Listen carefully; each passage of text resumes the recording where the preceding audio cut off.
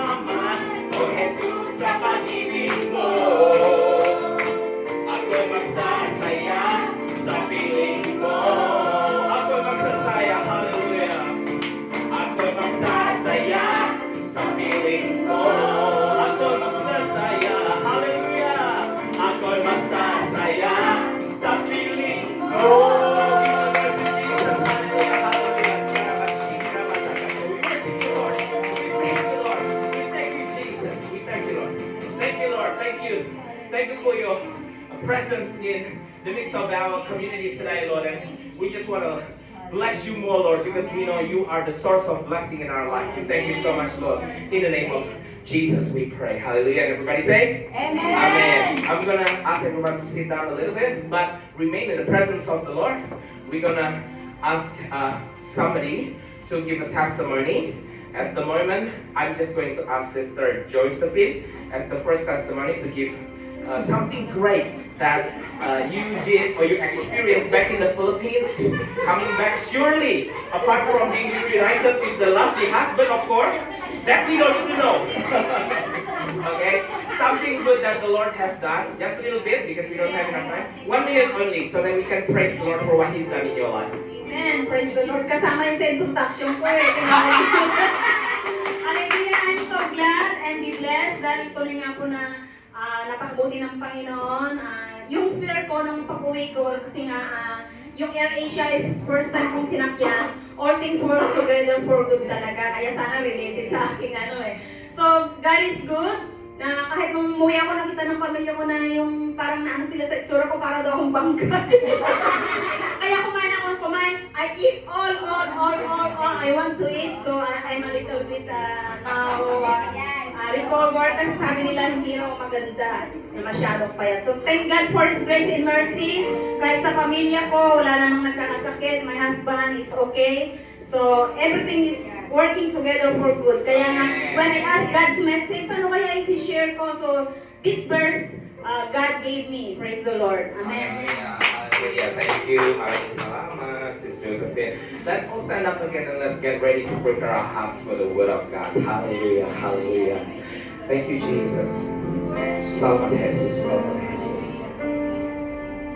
Salamat, Jesus. Tuwa mo naman kami. Salamat, Jesus.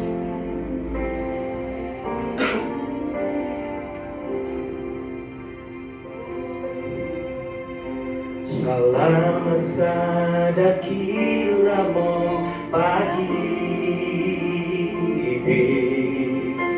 Salamat sa pagyakap mo, Ama. Ang presensya mo, ang ninanais ko. Ang puso ko ay para sa'yo. Let's sing salamat. Hallelujah. Salamat sa dakila mong pag-ibig. Salamat sa pagyakap mo, Ama. Ang presensya mo, ang ninanais ko. Gusto ko ay para lang sa iyo. Kaya siya Lord, para lang. Nararapat ka sa papuri, luwalhati at pagsamba. Jesus, ika'y dakilain, magpakailanman. Nararapat ka sa papuri, luwalhati at pagsamba. Itataas ang ngalan mo, Ama. Hallelujah, hallelujah, hallelujah. Maraming salamat, Panginoon, for your love, your mercy. Oh, mahal na mahal kita, Panginoon. We love you, Lord. We love you, Lord. Darasing ka na. Kailanman hindi ka na babago.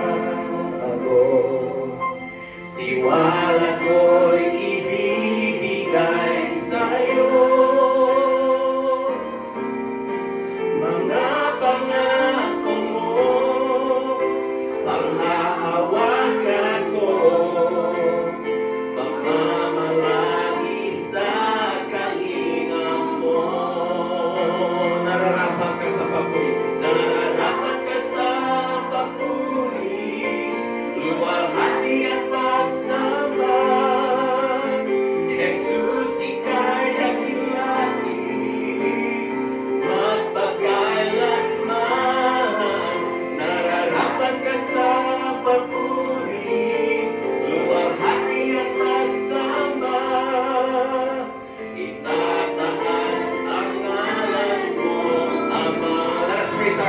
say, nararapat ka sa papuri.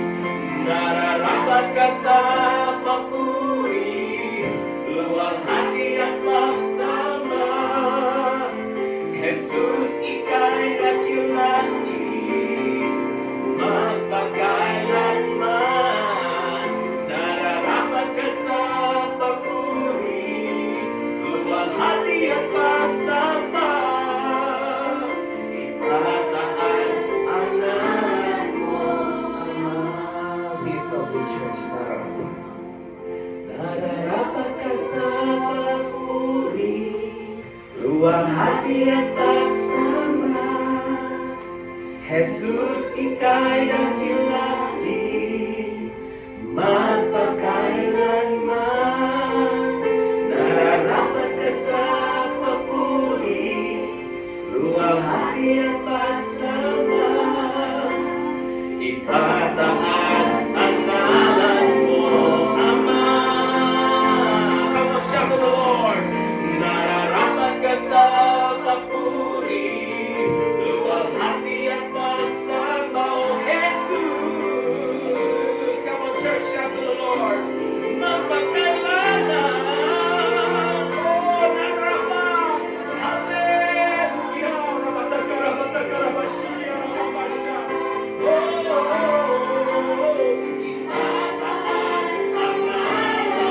Once again, church, shout to the Lord. Nararapat ka sa papuri, nararapat ka sa papuri, luwalhati at pagsamba. Jesus, ika'y nakilani, magpakailanman. Nararapat ka sa papuri, luwalhati at pagsamba. Itataas ang ngalan mo, Ama. Itataas ang ngalan mo, Ama. Itataas ang ngalan mo, Ama. Let's give all glory to Jesus Christ. Hallelujah, hallelujah, hallelujah, hallelujah. Oh, mahal na kayo kita, Panginoon. We love you, Lord. We love you, Lord. We love you, Jesus. We love you, Jesus. And we know the fact that we can love you. It is an honor. It is such a mercy from you, because we don't have the right to love you, but you have loved us, that you have sent your Son, Jesus Christ, so that we can be reunited with our Creator. And so we thank you so much for that salvation, for that love, Lord. Thank you. Thank you, Lord, for today's fellowship. And we just want to pray that we will learn more from your word, that the dear sister Josephine will share with us, anoint her, Lord, and put your words in her mouth, in her heart, so that each and every one of us will be sharpened in our faith today, Lord. In the mighty name of Jesus, we pray. And everybody say, Amen. Hallelujah. Let's shake the hands to the people around us. We're not that many at the moment. Say, God is good for you. God bless you. God loves you, and so on. Hallelujah. And then I'm going to give the place and time to Sister Josephine to start. Thank you very much, Brother Rian, for helping us. Amen. Hallelujah. So tunay nga po na isang oportunidad na tayo ay